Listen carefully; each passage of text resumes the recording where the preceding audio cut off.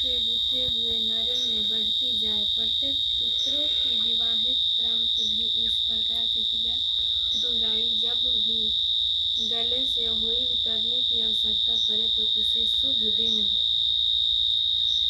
शुभ दिन में उतार कर उन्हें बूढ़े अथिया नैवेद्य देकर जल का आचमन कराकर रख दे। ऐसे करने से अन्न की वृद्धि होती है। अहोई अष्टमी पूजन के बाद ब्राह्मण को पष्टमंड पैंडा दान करने से विशेष फल की प्राप्ति होती है। सेठ सेठानी की कथा।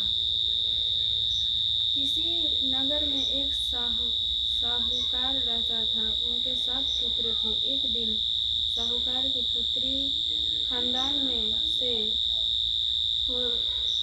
में से खोदकर मिट्टी लाने के लिए गई। ज्यों ही उसने मिट्टी खोदने के लिए कुदाल चलाई तो ही उसमें से रहे साहू के बच्चों प्रहार से आहत होकर मृत हो गया।